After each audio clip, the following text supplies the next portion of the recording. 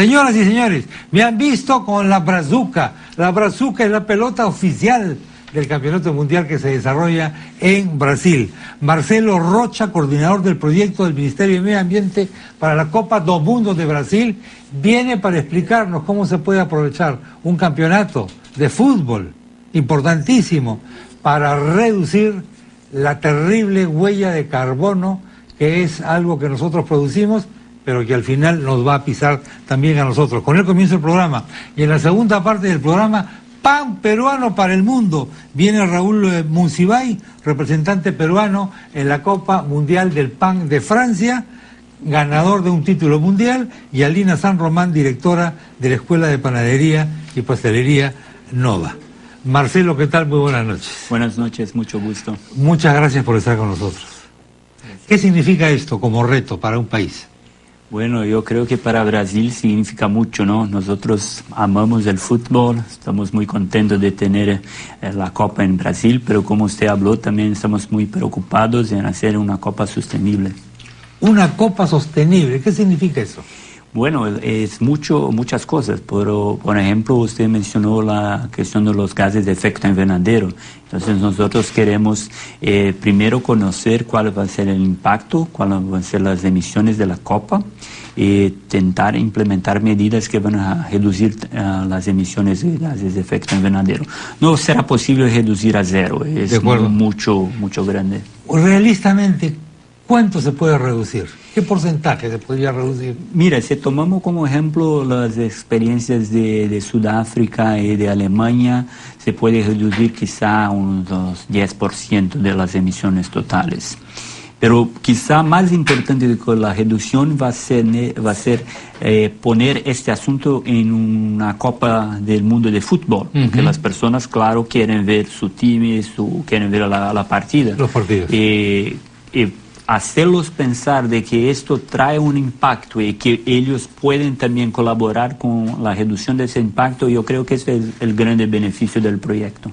De alguna manera, pues, aprovechar el Mundial. Sí, claro. Para crear conciencia sobre esto. Y que el Mundial nos deje, digamos, un poco más de cultura. Sí, en esta materia.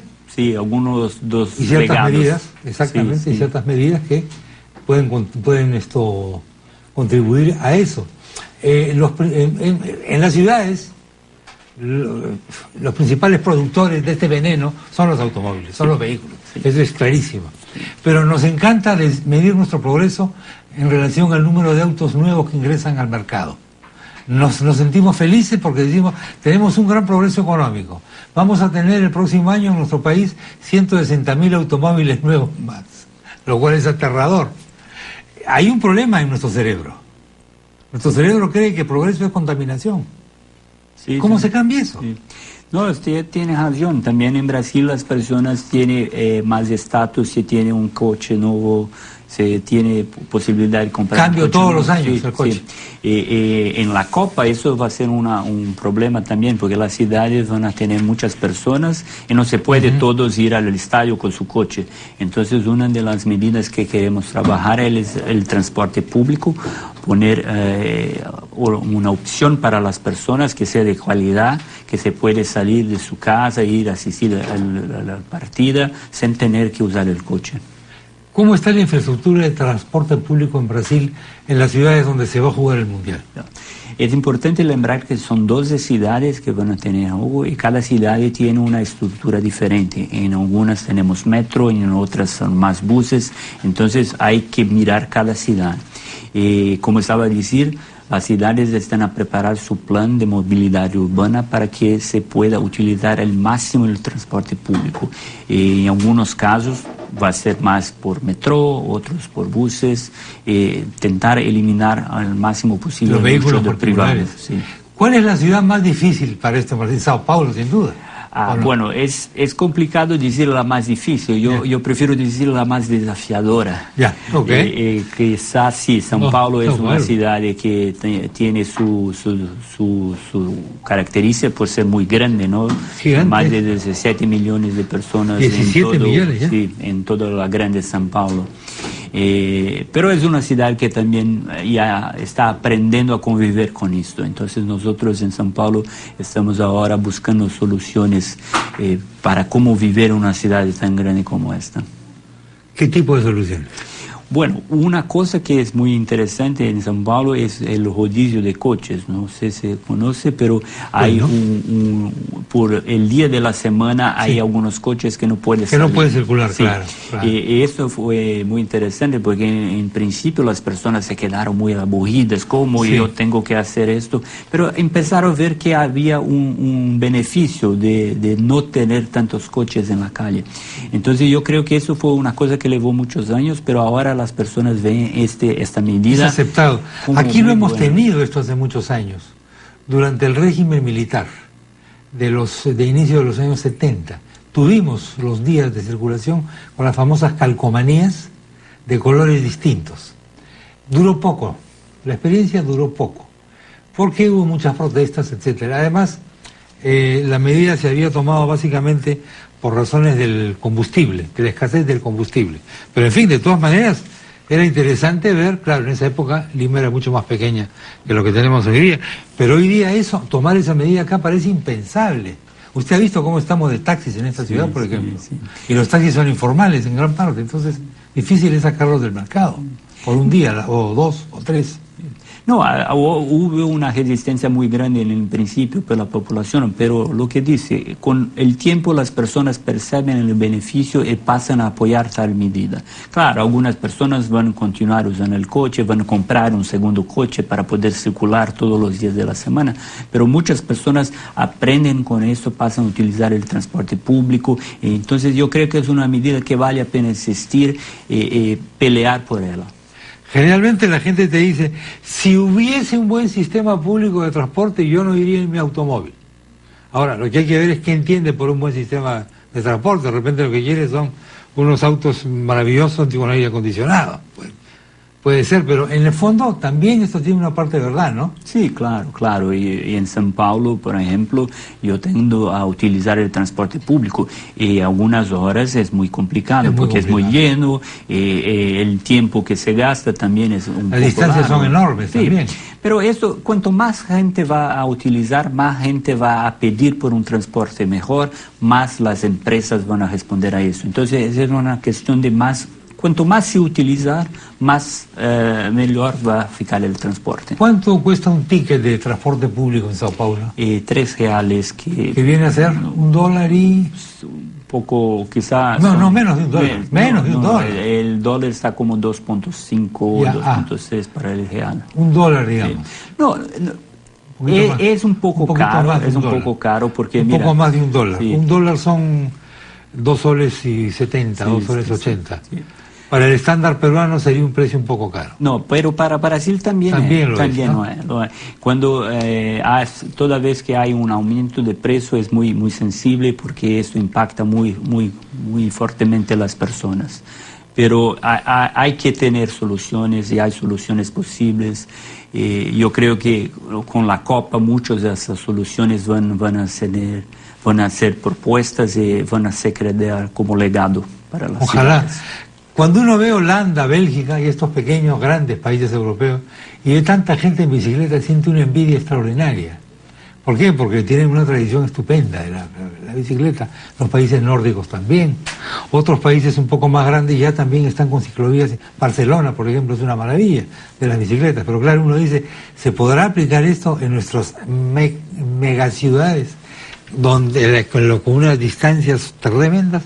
¿Cómo ves esa posición? Hay algunas experiencias en Brasil, en particular en Rio de Janeiro, que están a empezar a construir las ciclovías, pero es ainda una experiencia muy chiquita, no es una experiencia que va a dar un gran volumen de movilidad para las personas. Pero yo creo que es una medida que tenemos que intentar hacer más. Aquí hay en algunos distritos, en el distrito de San Borja, por ejemplo, hay un sistema de bicicletas interesante, para distancias pequeñas también, es bueno decirlo, que está funcionando bastante bien. Hay gente pesimista de todas maneras, no, esa cosa es solo para Europa. No, no creo. Y no, aquí se roban las bicicletas, aquí hacen no sé qué, aquí hacen no sé cuánto. Siempre se suele decir eso. Sí, ¿no? sí, pero no, en Brasil también escuchamos esto y no es verdad. Un otro caso interesante es la integración ahora que tenemos en São Paulo de bicicleta y metro. Entonces usted puede ir con la bicicleta hasta una estación de metro, poner tu bicicleta con toda la seguridad, coger el metro, regresar y tu bicicleta va a estar lá. Entonces, Eso no está creo ocurriendo que... aquí en San Borja con el Metropolitano, que es este bus que tenemos, no sé si lo ha visto. Sí, sí, sí. Este bus metropolitano que ha funcionado bastante bien. Y el metro, el tren eléctrico que tenemos aquí, que también ha funcionado bastante bien, pero que debería ser 10 veces más grande, digamos. Sí, claro, en Brasil también queremos más metro en una ciudad como São Paulo. Y eso significa grandes inversiones. ¿Cómo lograr esas inversiones? Asociación público-privada, ¿cómo concesionar? ¿Cuál es la experiencia brasileña sobre Nosotros esto? tenemos esta experiencia de la participación pública y privada y yo creo que es la mejor solución porque hay que poner dinero del público, hay que poner dinero del privado, hay que dividir las responsabilidades y hay que ofrecer un servicio de calidad para el pueblo. El gobierno junto con las empresas pueden hacer esto. La expansión de metro que tenemos ahora en São Paulo es en ese sentido. Se nota la calidad, se nota la rapidez con que esto se puede ser hecho. Pero hay que pagar siempre un poco más, el Sí. público. Eso es inevitable. Cosa que a veces a nosotros no nos gusta escuchar, porque aquí usted habrá visto seguramente los pequeños microbuses, estas camionetas, etcétera, son demenciales. Estamos todos apretados y bueno, yo hace años no viajo, tengo una gran suerte y es que vivo cerca de este lugar. Vivo Puede cerca de este caminar. lugar y vengo a pie, Qué bueno. salvo que haga mucho calor. Pero esta gente que va apretada en estos microbuses realmente la sufre, es terrible. Pero el argumento siempre es pagarías el triple por un ticket. Y con eso se mantienen los vicios del sistema de transporte, ¿no? Pero me parece interesante lo que usted dice y que tenemos que terminar pagando un poco más. Bueno, usted está en una actividad aquí en el Perú, ¿verdad? Sí, ha venido a participar de un evento de mudanza, de cambio climático, Interclima de Perú. Muy interesante la discusión. Yo creo que Perú está haciendo también muchas iniciativas muy interesantes. Perú va a sediar la próxima cumbre de cambio climático en 2014. Yo creo que es una oportunidad increíble para el país pensar, discutir el tema y también buscar las soluciones que se puede hacer, no apenas en Perú, pero para toda América Latina, América Andina. Hablemos un poquito de esas posibles soluciones después de la pausa, ¿le parece? Ok. Se puede quedar un par de minutos más. Vamos a continuar después de esta breve pausa con Marcelo Rocha, coordinador del proyecto del Ministerio de Medio Ambiente para la Copa do Mundo do Brasil, cuya pelota oficial Brazuca tenemos acá. ¿Cómo son estas pelotas, no? Con una decoración tan... ¿Quién iba a pensarlo esto? Yo soy de la época, casi iba a decir, de la época en que las pelotas se amarraban con esas pitas, no tanto, pero sí que tenían esa cosa para inflarlas y todo lo demás. Las pelotas de cuero, qué tiempos aquellos. Ya volvemos. Continuamos con Marcelo Rocha, coordinador del proyecto del Ministerio de Medio Ambiente para la Copa do Mundo de Brasil. Está asistiendo aquí a un evento organizado por el Ministerio del Ambiente peruano que tiene que ver con los desafíos del cambio climático en diversas áreas. Él nos ha contado experiencias interesantes de lo que pretenden hacer en Brasil, de alguna manera utilizar el Mundial para crear ciertos hábitos de, por ejemplo, transporte masivo en lugar del auto particular y de una serie de prácticas más que vienen a disminuir nuestra dependencia de la terrible huella de carbono. Hay temas comunes para América Latina en materia del desafío ambiental. Por ejemplo, Brasil, Perú, Colombia y otros tenemos el desafío amazónico. Sí, con certeza. El desafío amazónico es terrible, es aterrador, porque asistimos a una depredación de bosques francamente espantosa. Y cuando se habla de esto, a veces algunos dicen, sí, pero la pobre gente tiene que vivir, ¿no? Y de eso en Brasil ustedes saben muy bien, porque ha habido una deforestación enorme en la Amazonía brasilera. ¿Qué hacemos los amazónicos Sí.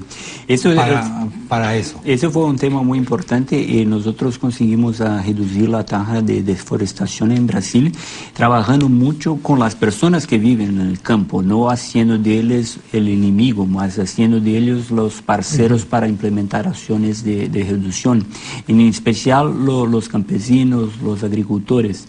Hay un programa en Brasil que se llama Agricultura de Bajo Carbono, donde el agricultor tiene acceso a una línea de crédito más barata en el banco para hacer una producción más sostenible. Entonces, se ofrece al productor, al agricultor, una opción, él va a colaborar con ellos, ¿no? Entonces, yo creo que puede ser una experiencia que puede servir a otros países de la región amazónica que también tiene que trabajar con esas personas que no se puede ignorar que no viven lo puedes en el campo poner al necesitan. frente. Sí. Tienes que utilizarlos como aliados. Sí. En el Perú tenemos una ley forestal de hace algunos años, pero el problema que tenemos, como en otras cosas en el Perú, es que el Estado no tiene capacidad de control. No tenemos suficientes guardabosques, por ejemplo. Los recursos que empleamos para esto son todavía muy escasos. Como que esto no ha penetrado mucho en la agenda de los políticos. En las elecciones no hay discusiones sobre este tema. No sé si en Brasil haya cambiado esto. No, hay muchas discusiones. Hay muchas discusiones. El próximo año vamos a tener una elección presidencial. Yo tengo certeza que el tema va a ser debatido porque las personas buscan soluciones. Claro, la economía, el empleo también van a ser los puntos principales de la discusión, pero el medio ambiente va a ser discutido y los candidatos tienen siempre que